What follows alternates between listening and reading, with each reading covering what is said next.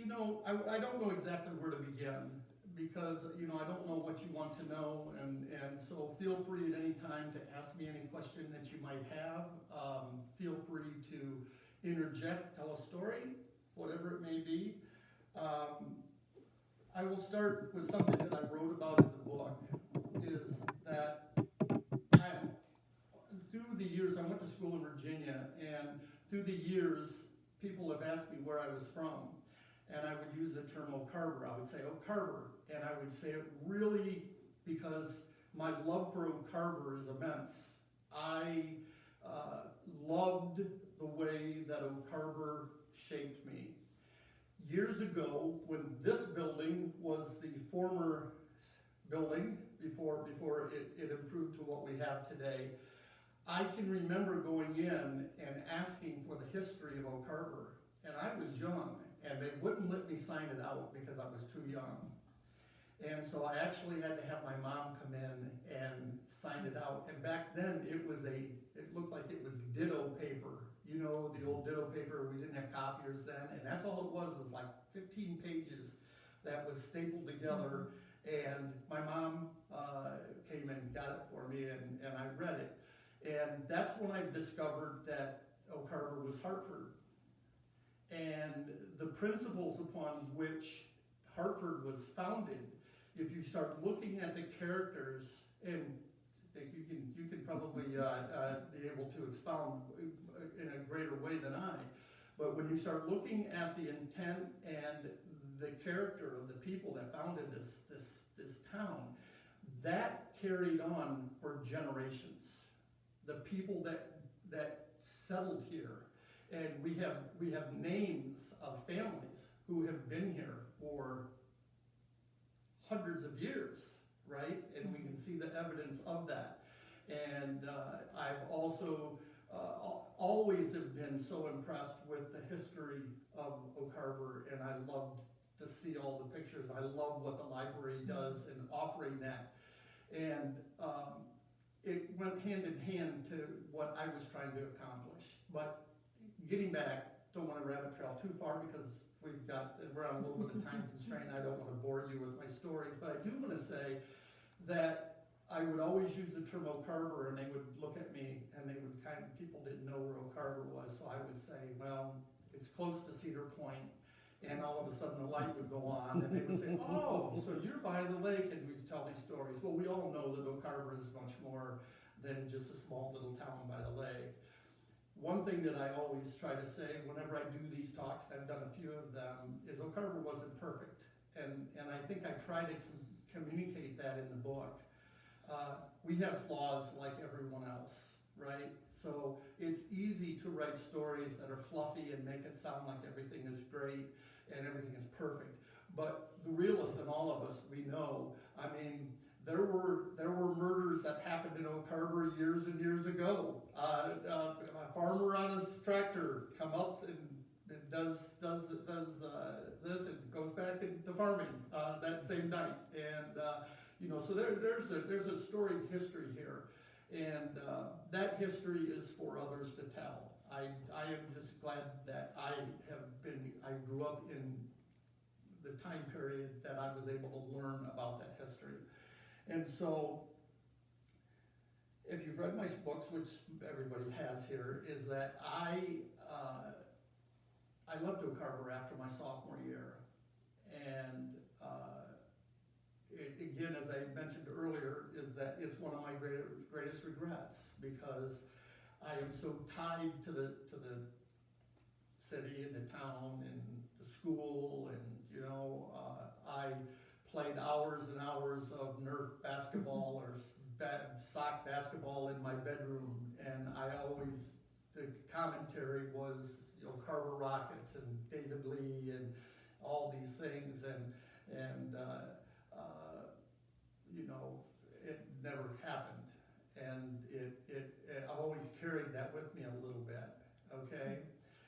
Little known fact is that when I did leave Oak Harbor, and I did have a conversation with Coach Christie after he cut me after my sophomore year, that I did go on and play my senior year in high school, scored 24 points a game, and grew from 5'2" to 6'3" or 2.5", whatever. And so he cut me a little quick. But anyway, that's another story for another day. But you know, what ended up happening, and I'm not even going to really pay attention to this, but what ended up happening was when I became a teacher, and then I also at the same time was working as a youth pastor. And I was getting invited to speak at these youth conferences, and I started regurgitating some of the stories of things that happened to me. I can never tell a story about a boy and his dog. I just can't do it. I don't know how to communicate it. All I can ever try to communicate is what happened to me. And so I would tell these stories that I had started writing when I was young as being in the 2nd grade. I used to draw a picture and then write words on the story, and that's how I really started writing these stories. Mike asked me, how do you remember all this stuff? How do you remember this stuff? And I said, you have to understand, I've been writing and rewriting these stories since 2nd grade. And some of these stories that happened to me and things that happened throughout my life. And it's because I do have a speech impediment. As an adult, I fight it. I'm fighting it even as I sit here. But I have what is called involuntary hesitation. It's a form of stuttering.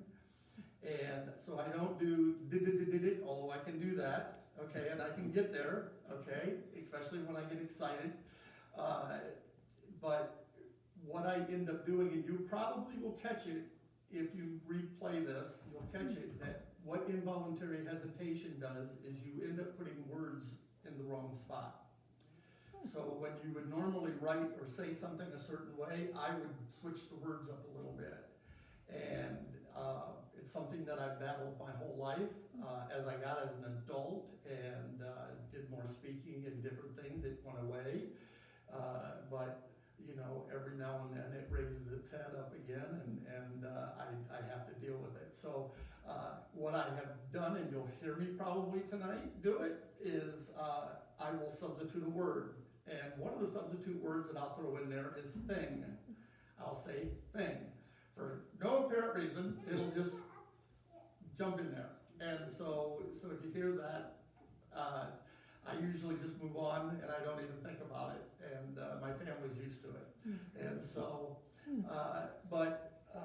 you know, I am often asked if these stories are true. And I will tell you without any hesitation as I look all of you in the eye that every aspect of this story is true. Now I will tell you that these stories are seen through my eyes, okay? And sometimes we all know that when you look at a story and you see it from your own perspective. And so sometimes, you know, that is a blessing and a curse, okay? But it's one of those things, but all of these stories are true. There are a few stories that I've written that I will tell you I've changed the names, right? The reason that I changed names is there are certain people that they don't need the rest of their life to be documented in some book somewhere about something that they may have done or didn't do. But I do leave some names in that are real. One of the names, an interesting story is, if you read my first book, I talk about a girl by the name of Church Street, okay? And I promised and vowed that I would never reveal who Church Street was because I didn't want to embarrass her. Like the last thing she ever needed was to know that I was madly in love with her all through my elementary school years. And I didn't want to embarrass her. So flash forward, I am in a book signing and I had a good number of people there and I'm signing books and I'm talking to people and whatever, and I look up and there she is. and I didn't know exactly what to do because I didn't know if she was going to say, you know, listen, nobody better find this out or whatever. And then I wasn't sure that she knew she was Church Street. I mean, that was kind of one of those things. Like she had to, because I bet she do the math, right? But anyway, what has been interesting is that we've been able to reconnect again and be able to, you know, the friendship that is there. And we talk about, that's in a story I called A Gentleman Never Tells. And because I will not confirm nor deny in this setting whether or not she was my first kiss. Only her and I will know if that's the case. But actually, we have been able to reconnect. And how she actually reconnected is that she works where my daughter works. Oh. And she, out of the clear blue sky, they had been friends on Facebook, and then she asked my daughter, "Is David Lee your father?" And she said, "Yes." Well, then my daughter called me, and I'm like, and what was unique about that is that was right after I finished writing that story. And so it was very unique on that. But, you know, we talk about growing up in Oak Harbor and the stories that I tried to tell. I wrote constantly, and it's something that I hid because I was embarrassed. And the reason that I don't know why necessarily I was embarrassed, but I would hide my notebooks, and I would write every night. I would go upstairs and write, and you know, my mom and dad, my mom particularly, but thought I was up playing with my Matchbox cars and whatever, but I was up there writing stories and telling stories and things that I was angry about because I had a hard time verbalizing it. And so I wrote these stories, and I had notebooks and notebooks of stories, and I wrote about everything. And I was very close to my grandfather, and my dad was a truck driver, drove truck for 48 years, and he was never home. He left on Sunday nights and came back on Fridays.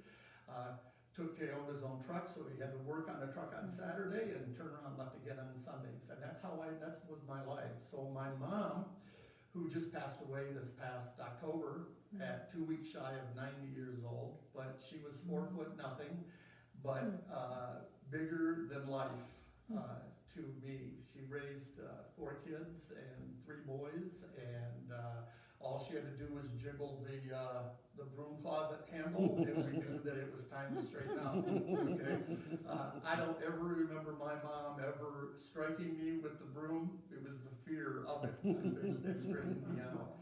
But I continued to write very close to my grandfather, and I was very close to my grandfather, again, as I mentioned before, and I happened to be in Michigan, and my mother called me and told me that my grandfather was close to passing away, and that I needed to come right away. And unfortunately, there was a decision made that it was Christmas Eve. And they said, well, let's just wait, and we'll leave after Christmas Day and go back. Maybe he'll make it. And he passed away a couple of hours after I got off the phone. I was very angry, very upset, because I wanted to see him. I was very, very close to him, as I mentioned. And so what I ended up doing is, and I'm going to reveal a secret tonight that nobody knows, okay? My family just found out about this at my mom's funeral. I took all of my notebooks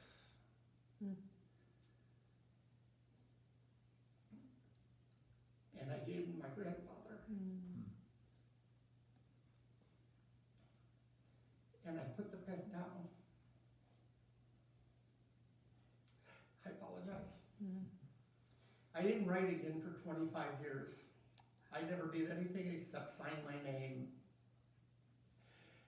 They buried my notebooks with my grandfather. And with my Waterford pen that he had bought me to write. If you've ever had a Waterford pen, you'll know. But it was the only thing I could do. And I didn't write. And then for 25 years, again, until about 2009,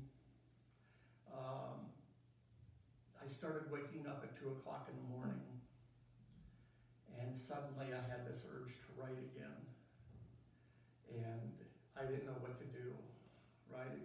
I had 4 teenagers at home, trying to figure all that out, trying to deal with all of that, and trying to figure out how do I write again, and all of these things. And so what I ended up doing is I jumped on in the age of computers, and I found a blog.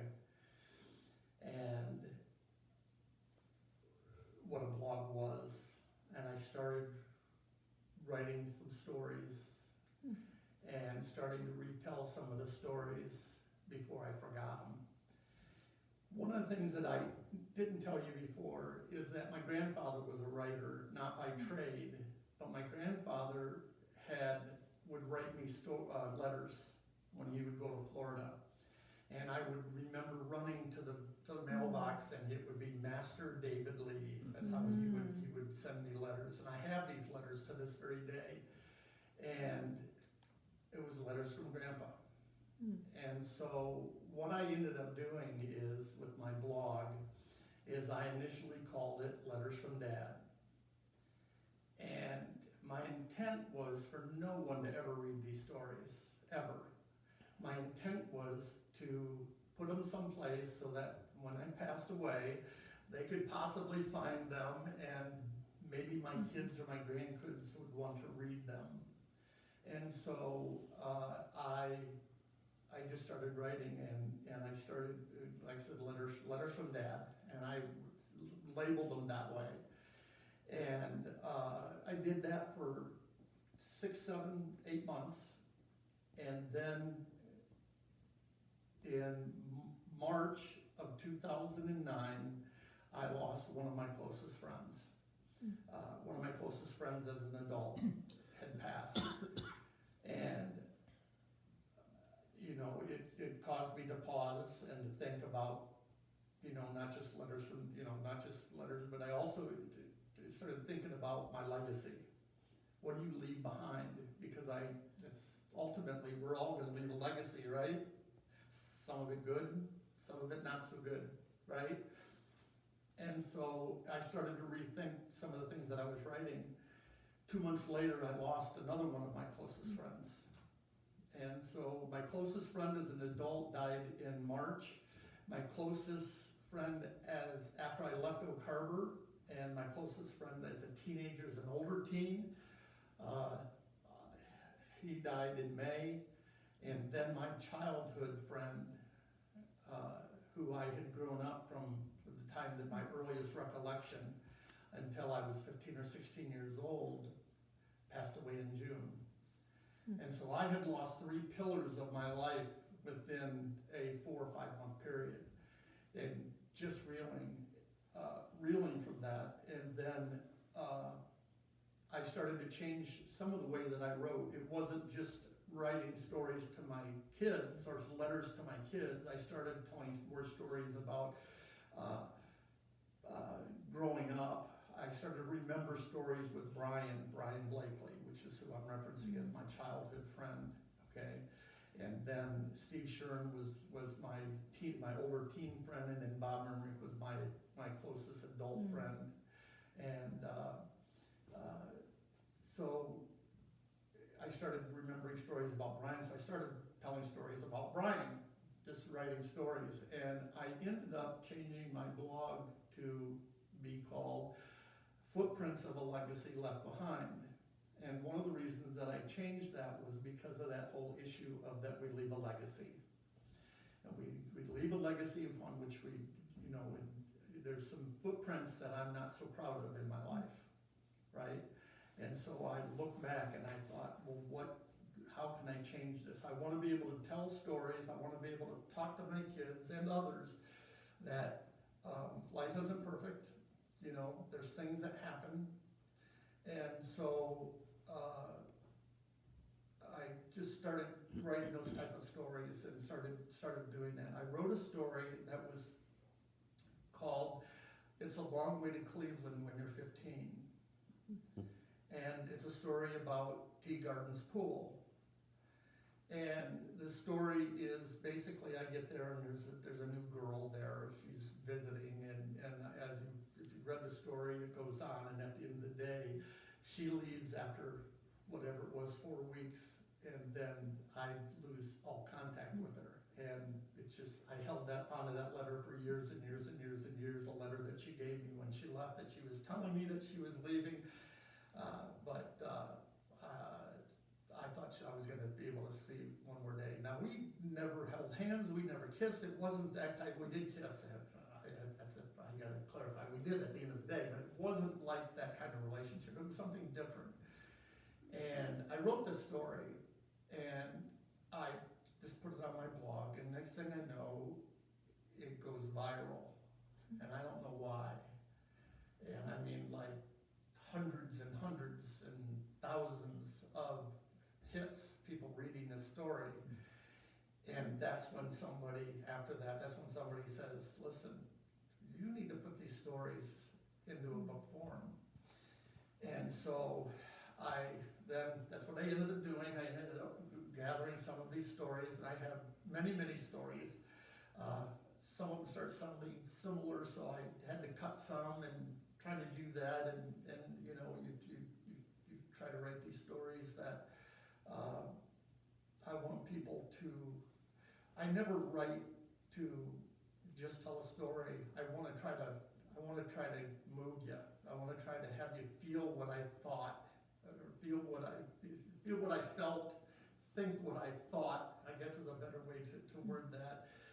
And because I wanted people to go on a journey with me and kind of figure out what it was like. I wrote a story about my brother dying and getting killed in a car accident.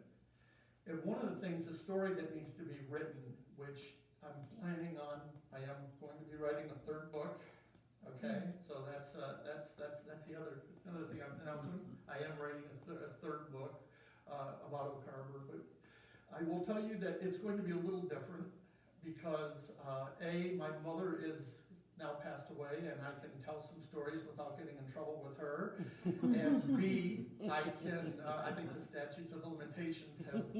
I don't think Larry St. Clair or Bill Paulson, God rest his soul, is going to come arrest me at this point. So there's going to be some stories along those lines, which we all have them. Be careful about Larry. One of the stories that I want to tell is that a little known fact that people don't realize about the city, about the town of Oak Harbor. And it talks about, I touch on it a little bit in my first book about the resiliency of this town. And what people don't realize is that from about 1964 to this day, Oak Harbor has lost between 60 and 75 teenagers. And it's a story that needs to be told.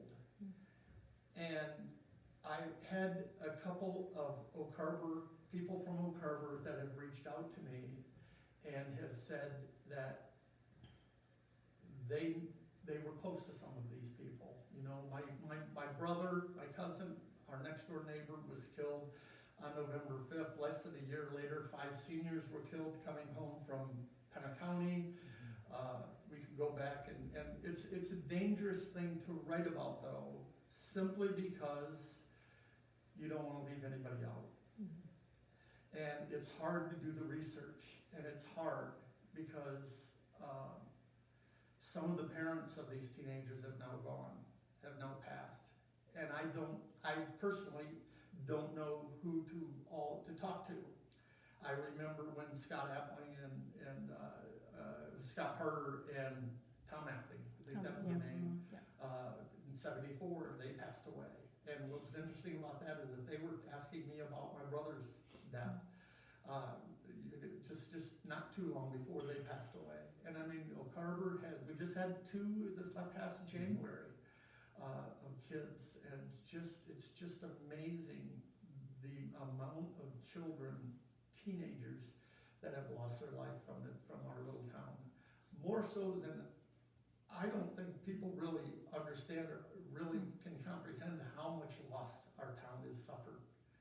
And, you know, which leads to kind of a side story here. I want to be careful of time. I don't know, I need to look at what our time is here a little bit, but leads me to another story because I've had a couple of interesting events happen to me since I have written the books.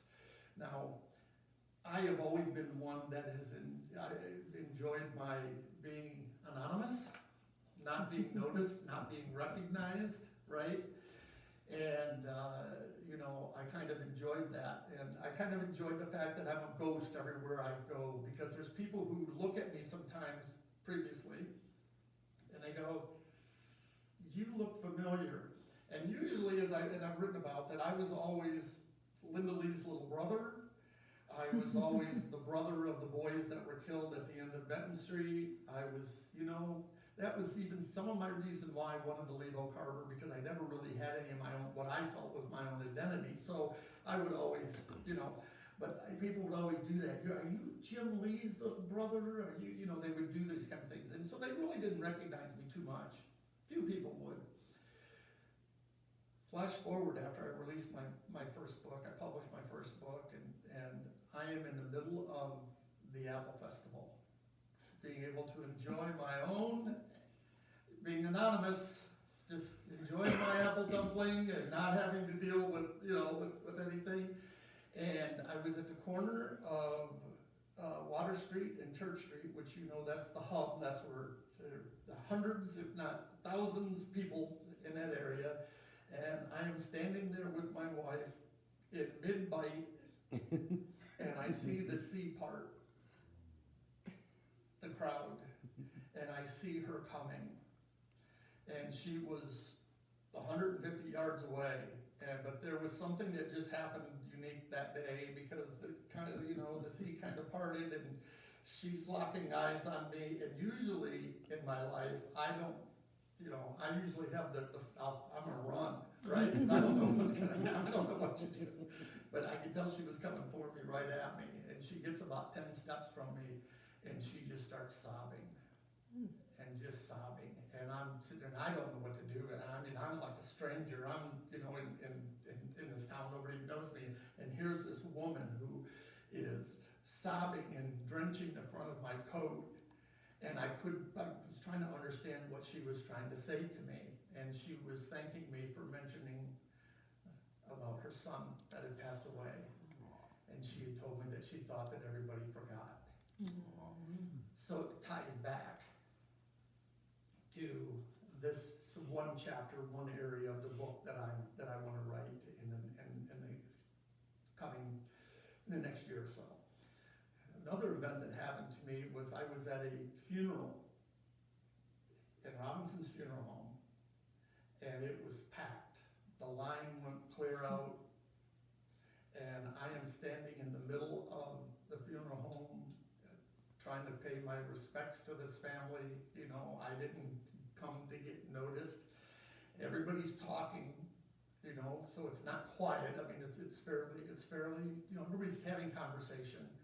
And I'm standing there, and a woman about 6 or 7 people ahead stops, turns around and looks, and it says, "Hey, you're that guy that wrote that book." And it was dead silence in the middle of the funeral. And so I'm sitting there going, I don't know what to do. I'm like, I don't know, we could talk about this some other time. But we ended up having a conversation. But I've had some interesting experiences as that's related to that. And I guess that, you know, at the end of the day, I am trying to preserve the history for my kids, for my grandkids. You know, we talk about the legacy left behind, and because I named my blog Footprints of a Legacy Left Behind, that's why I got footprints in a small town. That's kind of, I wanted to make the tie into that, because I still drive around this town. I'll leave here tonight and I can drive by my old neighborhood and I'll see my footprints. Now, not physical footprints, but I can walk those, you know, that sidewalk, and I know, you know, I was there, that was part of that. I can drive by the house that I grew up in, which, is no secret, okay, because I've never revealed this before. It was 404 Walnut Street, okay? And that, you know, the house doesn't look too much different from the day we moved out of it in 1973. The front door is still exactly the same front door, and I will tell you that the house needed work when we moved out of it in 73. No offense to anybody who owns the house, but it looks almost identical the same way it was when we lived in the house. But that was my childhood home, and What year did you move in there? When did your family move in? in the house. Yeah. We moved to, our family actually comes from Norwalk originally. My grandfather lived and grew up in Norwalk. My dad grew up in Milan. They were Milan, Norwalk kind of area. They kind of moved back and forth a little bit. And then part of the interesting story is that my parents moved to Oak Harbor because my dad was a truck driver and he was working at Roadway, and he wanted to get someplace in between Norwalk and Toledo, and they came in and picked Oak Harbor, and that was in 1963. Okay, so Do you know who owned it? Dr. Taylor, I think, owned that house at one point. Now, if your parents, do you know who they bought it from? Or They bought it from, who owned the lumber company on Benton Street at one time? Kilmer. Kilmer, that's who owned it. Okay. That's who owned it at that time. And what's interesting is that all of us wanted to live there. We wanted to stay there. And they offered it to my parents in 1973 for $8,000. And my dad turned it down, said it was too much money. And to this very day, we wish we would have, because that's memories of my brother, memories of all of that were made in that home. And I don't call very many places where I've lived home, but when I drive past there, it's home. You all can experience that to a certain degree. You know, you know what home is, and you know, so we just lived in other houses after that. We lived there until 1973, and we moved out in 73, and then we moved on Main Street. We moved on Locust Street, 215 Locust Street. Then we moved, then when I left for college, my parents moved over on Main Street. And so I never really lived on Main Street, just when I would come home from college and that. But you know, that was sort of the progression there. And so I guess, you know, we talk about what's coming. You know, I do want to write another book. I'm hopeful that I will tell you that the first book is still selling. It's amazing to me. I've never paid for advertising it. It was, you know, I didn't write the book to get, I don't consider, you know, I love to write. I've never said that I'm a good writer, right? The only thing that I truly attempt to do, you know, I do have a few good editors, although, like I said, if you find the book, you will see that there's some grammar errors, but that's true of any book. But you could spend forever trying to fix all of it. But again, I do want to write another book about Oak Harbor, and I do want to tell maybe a little bit different. I wrote the second one different than I wrote the first one. I wanted to be more conversational. And now, is everything word to word exactly what happened? You know, I wrote a story in there about a day in the life, and it talks about the lunchroom situation and all these things that happened. And you know, they didn't all happen on the same day. I write it as if it did, but you just can't tell that story. You have to kind of get it concise and try to tell a story and try to get the gist of what it was like to be there and to do that. But all of those things, all those events truly happened, And I truly was enamored with Libby Kilmer. Libby ran the French fry place, and I can remember not being able to even speak when she would squeal like a dolphin. Yes, I could, but I could not speak when she spoke to me.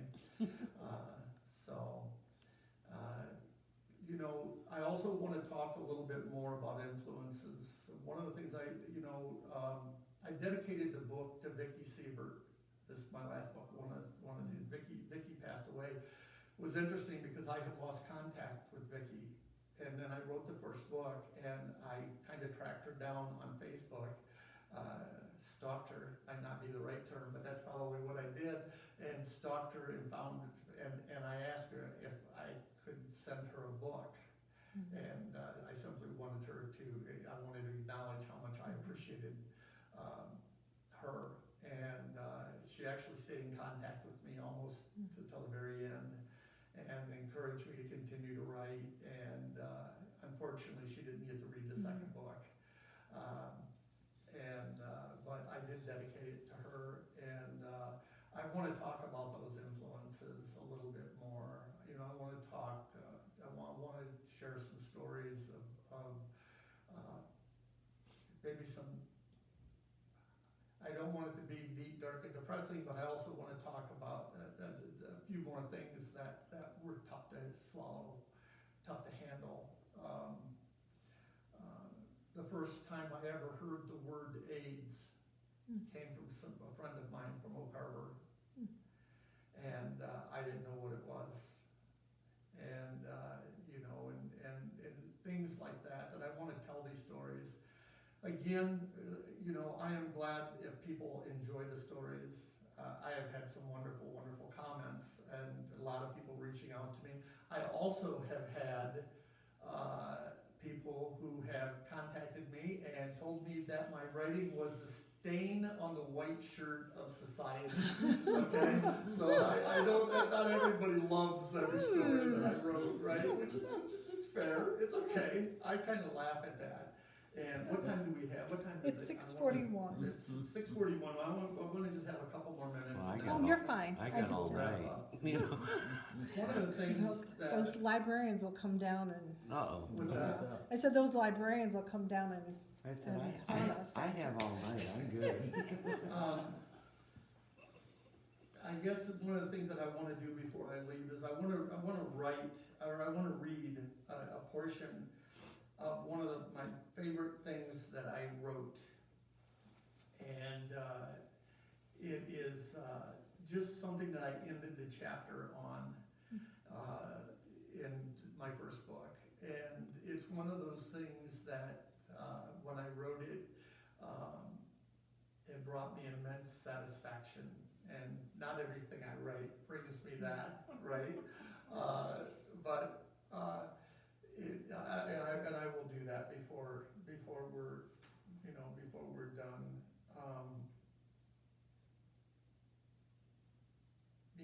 I did talk about in my second book. One of the things that I really want to touch on is failure. That, and again, I don't want to be a downer on things, but I want to talk about failure and how we deal with failure, how we deal with stuff, which ties into things not going our way or hurt, and I want to talk about those things a little bit.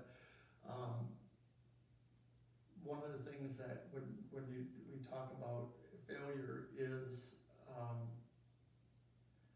in my second book, I tell a story about Pam. Pam is my wife. And Pam has been my wife for 23 years. However, there was a period of time when she wasn't my wife. And we reconnected after I went through a free fall in my life. And one of the things that is very important to me is my faith. And I had the unfortunate experience of going through a divorce that I did not want. And I couldn't stop it.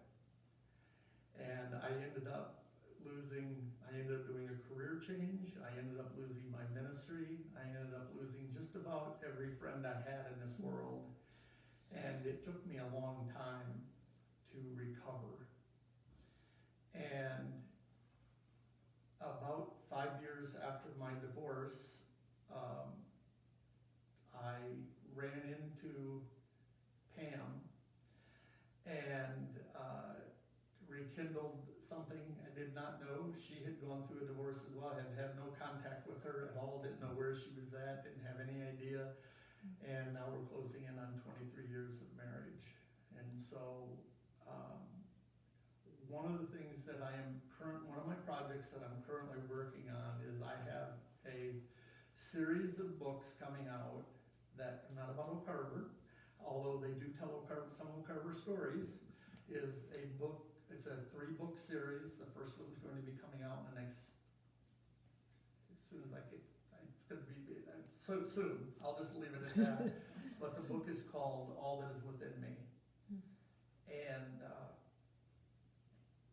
these are going to be stories about faith, about inspiration. I won't get into too much to preach about it in it. So, but it is something that I want to share about my faith. My faith is very, very important to me. And I know what it's like to go through where you lose that. You lose that ability simply because in the circles that I was in, divorce was not something that's accepted on any level. And I lost everything. I lost my ministry. I lost it all. But there's life after it. And there's life that can be, that you can recover, and there's things that can be done. And I currently am full-time working in a church in Northwest Ohio, a large church, and been there for a year and a half after retiring in 2019 from my previous job, and I love it. I enjoy it. I'm deeply involved, and I'm grateful for having an opportunity to be able to do that. And so, with that being said, those will be a series of 3 books, volume 1, 2, and 3. And then I will have another Carver book will come out sometime in that realm. I have a bunch of stories that I'm still working on.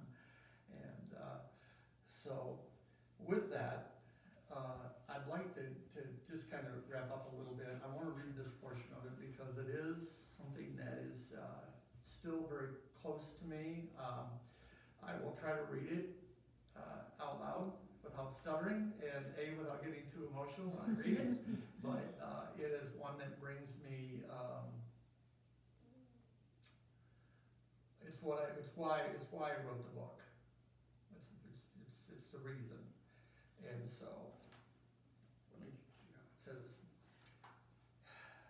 when I reminisce about my childhood summers, I think of the smell of the sun and sweat on my skin after playing outside all day long.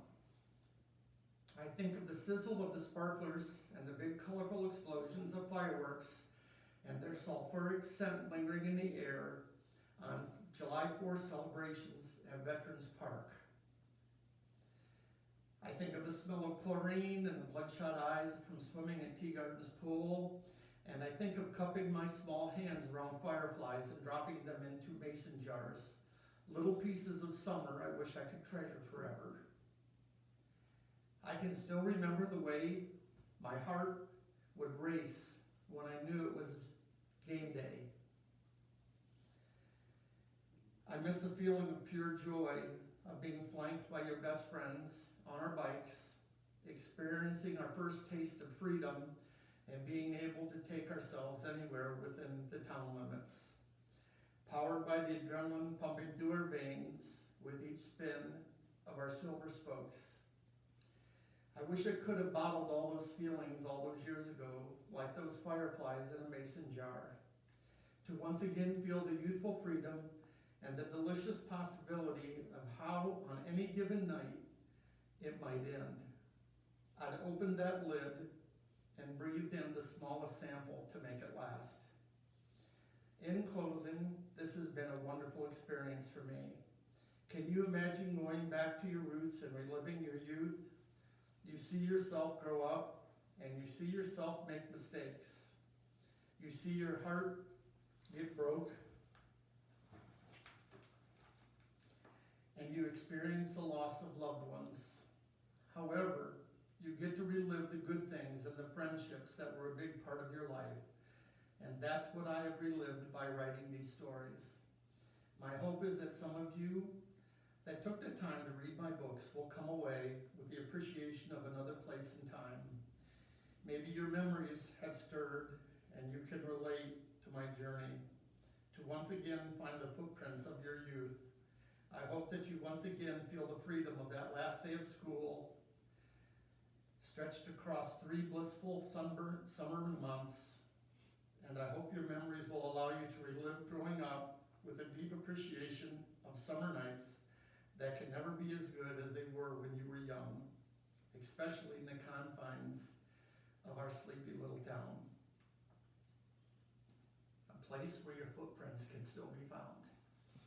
Thank you. I appreciate it. Beautiful.